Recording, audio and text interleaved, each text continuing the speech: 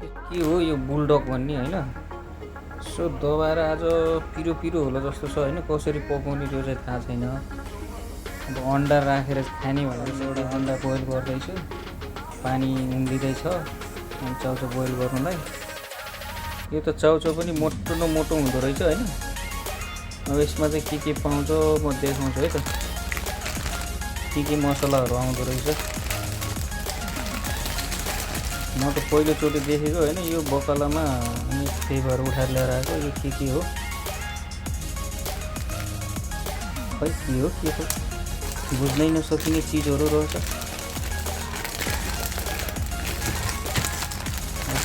फेरि अर्को पनि केही भयो जस्तो लाग्छ।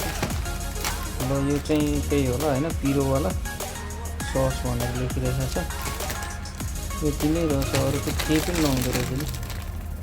म त अन्य चिजहरू हुन्छ होला भने केही पनि नहुने रहेछ होइन। अनि सस अनि यो सायद लाग्छ मसला हुनसक्छ। यो चाहिँ त्यही होला होइन।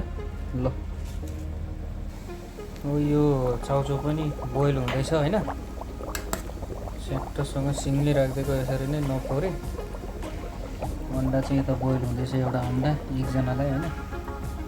यसो फ्राई पनि गर्नु पर्ला अनि बोइल पनि हाल्नु पर्ला भनेर यसो फ्राई हान्दैछु कस्तो हुन्छ होइन। ल गाइस अन्डा पनि राख्दैछु होइन। यो चाहिँ यसैमा चाउचाउ मिसाउनलाई। ल अब अन्डा फ्राई भइसक्यो होइन। अब चाउचाउ राख्नु पऱ्यो। कस्तो हुन्छ यार। अब आफूले त अहिलेसम्म खाएको छैन यस्तो चाउचाउ होइन। चाउचाउ चाहिँ यसरी नै खान्छु मैले चाहिँ, सुक्खा टाइपको होइन। झोल मलाई फेरि मन पर्दैन।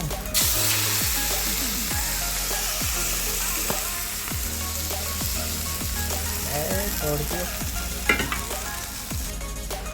त्योमा भएको यो के हो यार, सानो सानो तिल जस्तो पनि छ होइन। अनि यो रातो सस पनि लाउँदैछु यहीँ। सोया सस जस्तो टाइपको छ तर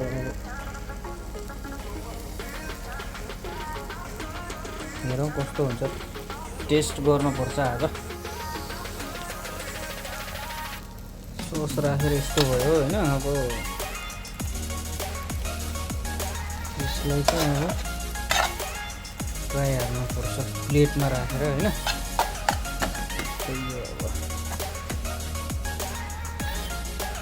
यो चाहिँ यस्तो टाइपको बनाइयो होइन। रेडी भयो, अब खाएर हेर्नुपर्छ। चाहिँ त्यो बुलडग चाउचाउ रेडी गरेको थियो नि होइन। खानु पऱ्यो कि टेस्ट गर्नु पऱ्यो कस्तो हुन्छ होइन। ल है त गाइस।